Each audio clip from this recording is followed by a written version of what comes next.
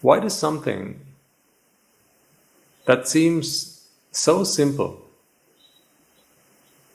that sounds so simple, seem to be so elusive? As I mentioned a moment ago, it only takes us a quick glance at people around us, people just like us, who live ordinary lives and go about doing ordinary things. We know one thing for sure, though, that behind each of those things, behind all such efforts, is one purpose, one aim, and one goal. And that is to achieve happiness. With so many people trying so many different things, so many different paths, so many avenues, making so much effort to achieve this, how is it that it has escaped our grasp for so long? How is it that it seems like an incredibly difficult nut to crack? Are we looking in the wrong places? 8 billion of us? This experiment, that is the pursuit of happiness, has been attempted at least 8 billion times. And that is only at present. But if you consider the total number of attempts, which, let's say, is the total number of people that have ever lived on this earth, then we are talking about an uncountable number. So many different attempts, so much effort put into just one thing. Although it looks like we seem to be doing numerous things, at the end of the day, they're all for one purpose, and that we know is happiness. This is what we discussed in the first episode of our talk. So let's take a moment to try and understand what it is that we do currently to achieve this happiness, and then take an analytical view to try and figure out if there's anything fundamentally wrong with what we do. Because you see, as intelligent beings, we have the capability to think something through analytically, and using intellect, we are able to identify if there's something wrong with what we do and then fix those errors. So that is a gift that we all possess. And what is the point of having such a gift, such an invaluable gift, if we don't make use of it to achieve the ultimate goal of our existence? We all know from our oldest memories of when we were young to our present times, however old you may be, there are numerous things that we have done in our lives, and we have seen other people do in their lives. Right from tasting food, going places, hobbies such as gardening, playing musical instruments, singing, dancing, photography, art, to various things like professions that people are engaged in. Some people claim that the work they do makes them happy.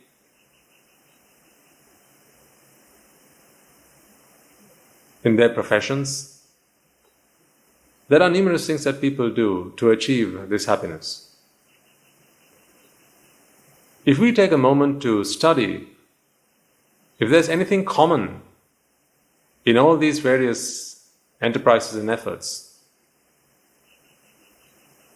before long, it should become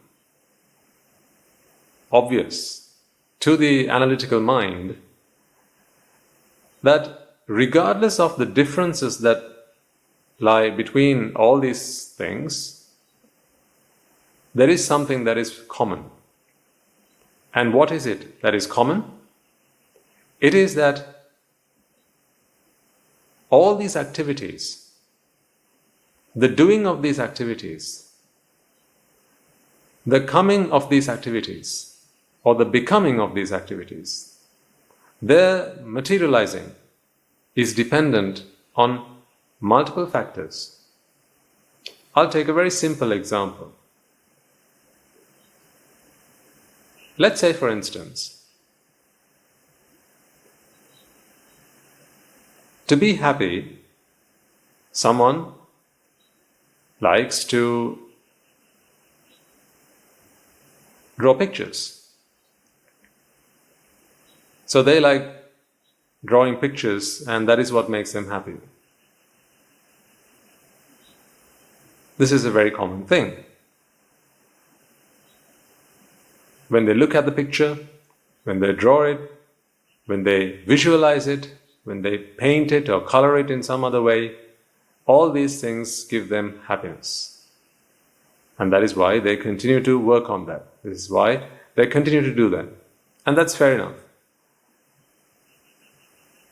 But is there something that is fundamentally wrong with drawing a picture if that is done for the purpose of happiness?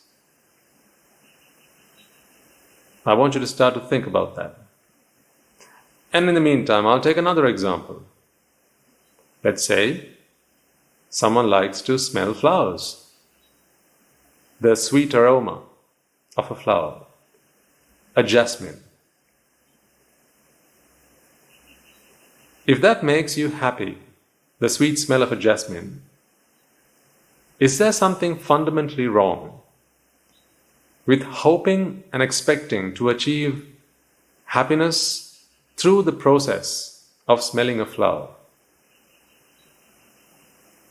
While you think about that, let me offer another example. Something that people often do for the purpose of happiness is food, eating, tasting. Different items of food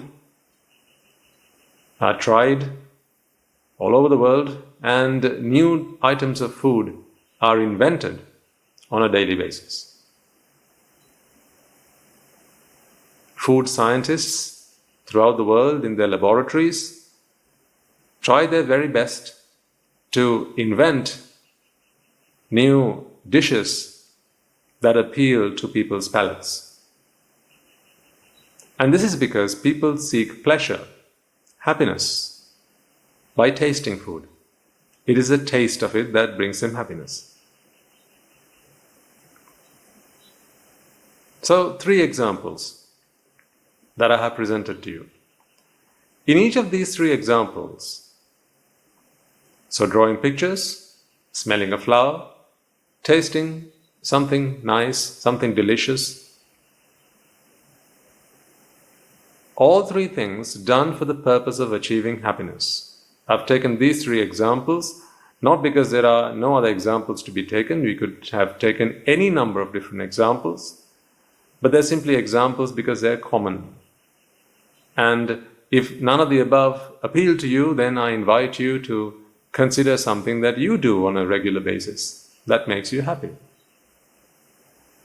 Because no matter what example you pick, they'll all fit with the description that we are about to make in regard to these examples. And what is that? Let us think about what is common between all 3 of these examples. All of these things require some activity. It is something that needs to be done for the purpose of happiness. It is through exercise, through activity, that happiness is achieved with all these 3 things. So what that implies is that to achieve happiness, something has to be done. Some activity has to be achieved, completed. Some effort has to be made. So that also implies that without that activity, without that effort, without that endeavor,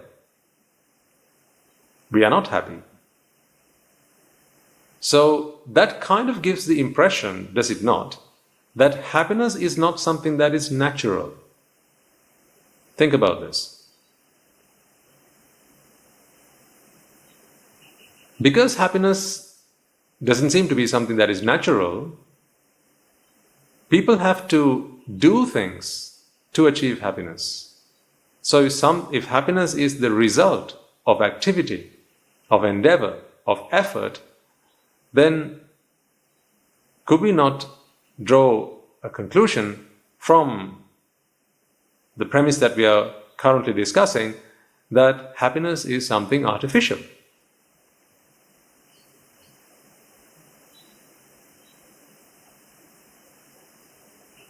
Because if none of these three things were done, then the people that did those things for the purpose of happiness wouldn't be happy. Isn't that so? You could take any number of other examples, some of which I stated right at the beginning. Going places, moving to the movies, sightseeing, bird watching, having a beer, canoeing, rock climbing, abseiling, going camping, having a barbecue, meeting friends, having an affair. All these things. I could go on and on, but I think you get the point. Do you see that all these things require activity? Most of you on a weekend, especially if you have a long weekend, you'd plan them, wouldn't you? You'd plan an outing. You'd plan what you would do with your family. So you may go on some websites, you may go on and speak to a travel advisor or some kind of holiday operator, and you might ask them, what could I potentially do this weekend to be happy? I've had a long day or a long week at work, and now it's time for me to enjoy myself. And to enjoy myself, then there must be something that I have to do. What does this tell us? If there is something that you need to do to be happy, then that implies that happiness is artificial. What do I mean by artificial here?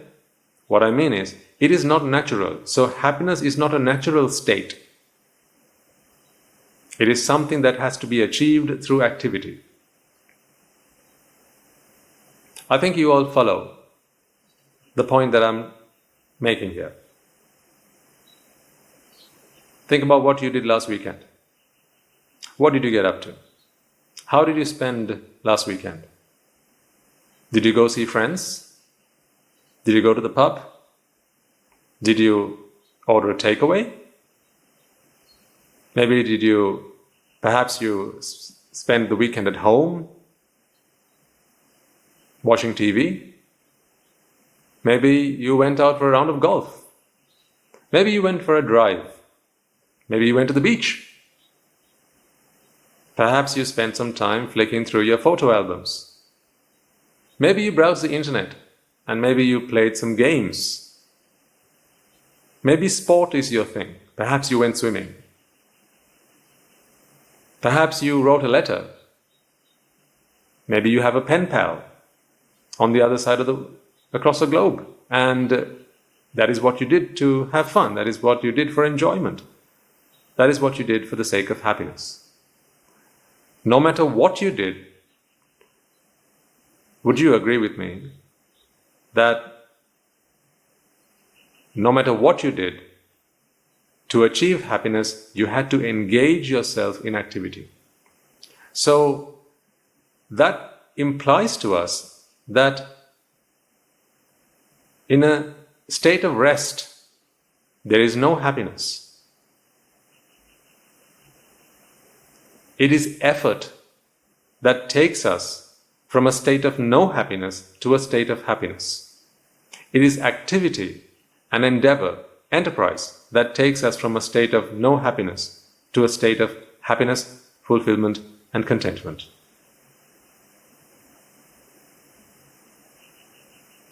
We have come to accept that, haven't we?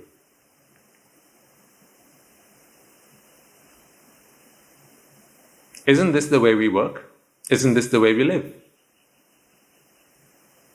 Is there any point in your life where you have ever considered that there's something fundamentally wrong about the way we achieve happiness? Or have you always accepted this as the way it is?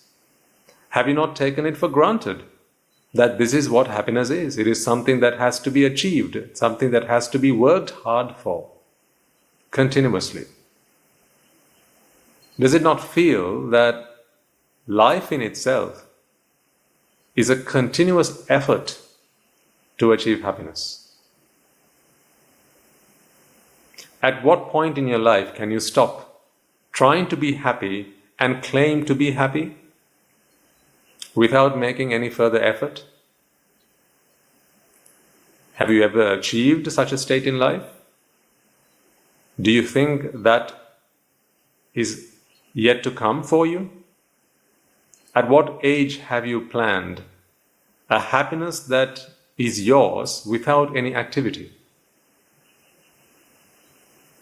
Perhaps some of you are thinking of retirement, and maybe you're thinking, well, isn't that what retirement is all about? Once I achieve my retirement age, then from that point forward, I don't have to do anything to be happy. I can just enjoy the fruits of my hard labor. Well, hang on a second. What are you planning to do after you retire? Perhaps retirement is just around the corner for some of you, and maybe that's a long way off for others. But what are you planning on doing once you have retired? Most of you will have a long bucket list of things that you'd like to do once you retire. Some of you will like to travel. See, again, that's activity, isn't it? Some of you might say, I'll just like to stay at home with my kids. Again, that's activity. You want to be with your kids. You want to be with your grandchildren, maybe, and that is what makes you happy. Perhaps you might say, I want to take up gardening. I'll have a lovely garden in my backyard. I'll grow some flowers, study a bit of horticulture, and that should keep me happy. Again, that's activity that you need to do.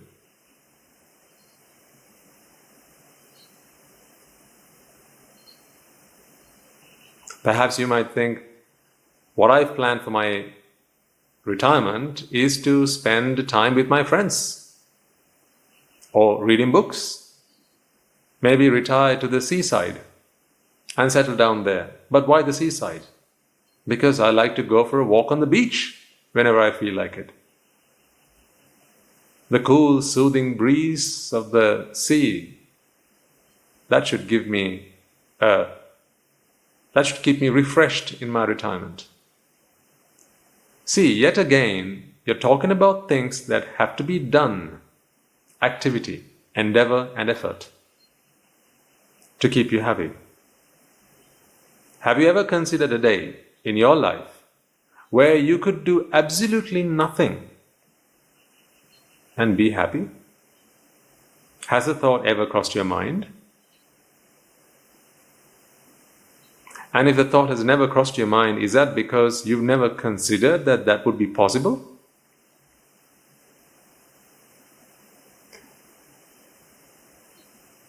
You'll be forgiven for thinking that way, because no matter where you look, no matter who you look at, no matter what you study or who you study, everywhere you look at, all you see is evidence of people working hard, tirelessly, to achieve a state of happiness.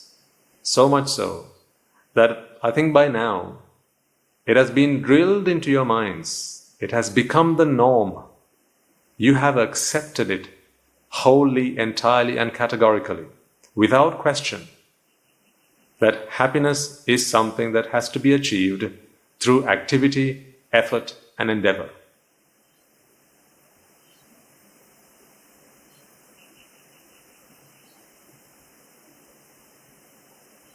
Is there something fundamentally wrong with that? I doubt anyone has stopped to question. Because even if you did stop to question something like that, normally the response you'd get from people around you would be, you're just a lazy sod.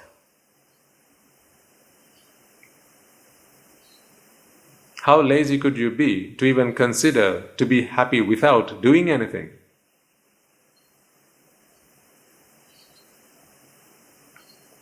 So it's a big no-no. You're not even supposed to think that way. Happiness must always be achieved through hard work. So much so that people say, no pain, no gain. To achieve any sort of gain, you have to go through pain. In very simple terms, it is through effort, through activity, and through endeavor that you must achieve gain, which is happiness. Is there something fundamentally wrong with that? Is what I like to invite you to question today. I know, this sounds so against and at odds with everything that we have learned in life. That is why I said, this series of talks is to entice you to take a new and fresh perspective at life. What is the philosophy of happiness? Has it eluded us for so long? Have we just caught up in the run-of-the-mill stuff that we go about doing every day? From dawn to dusk, and then from dusk to dawn? The constant rat chase that we have completely forgotten to question the things that we do and to ask ourselves, are we doing the right things? Am I happy? I've done so much, I plan on doing so much more. Will I truly achieve a sense of happiness and satisfaction in my life?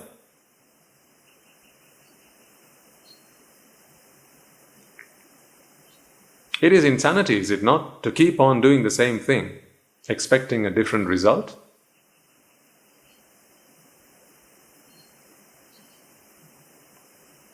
I know, it sounds very unorthodox. It may seem like I'm questioning everything you've ever done in your life.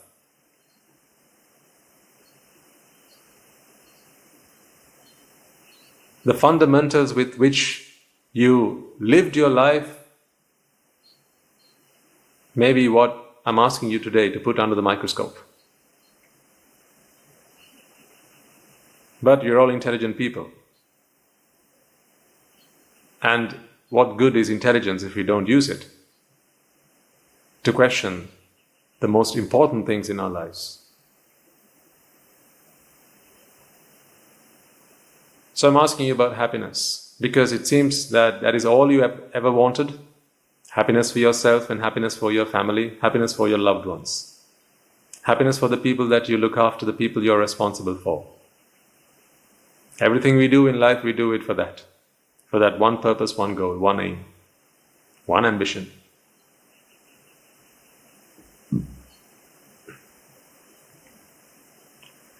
And with so much going for happiness, and yet with such little time in which we need to achieve this, is there anything that we need to scrutinize more than the things that we do to achieve this happiness?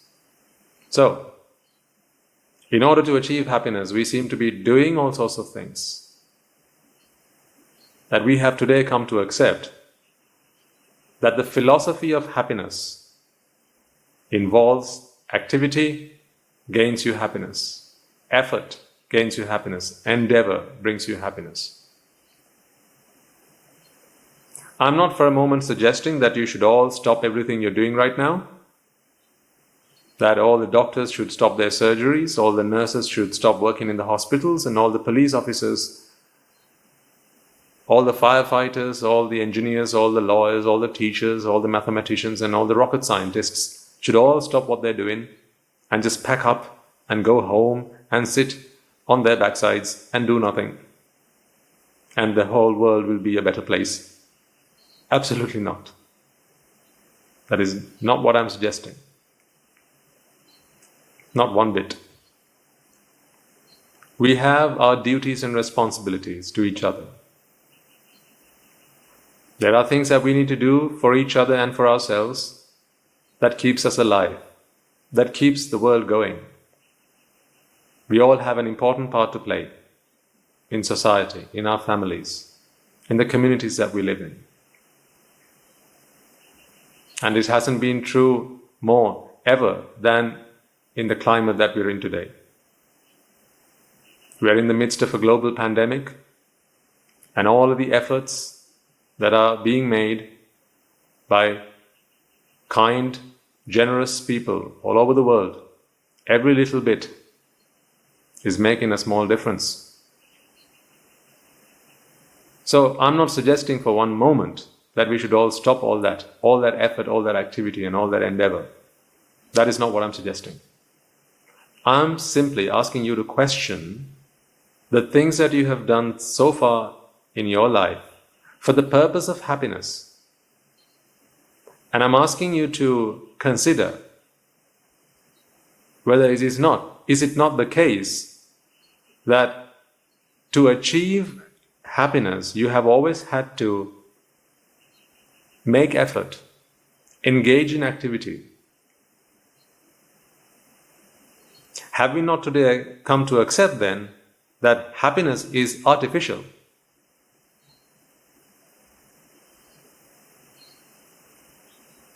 And of course then,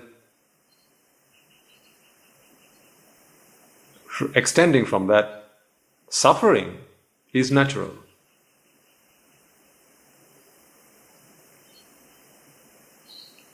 If happiness is artificial, then it seems like suffering is natural by extension.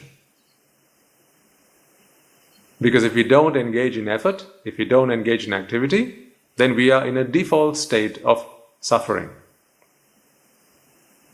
And again, if you go back to the examples that we discussed a moment ago, it seems like that is the truth. Drawing that picture, smelling a flower,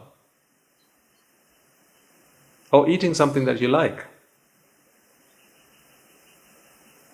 When you're not feeling your best, when you're not feeling great, these are some of the things that you might do.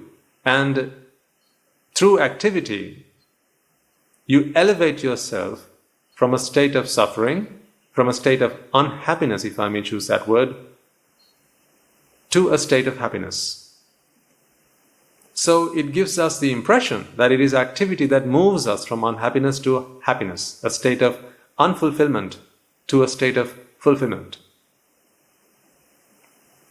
That is what we have come to learn, that is what we have seen all around us, and that is all we've ever known.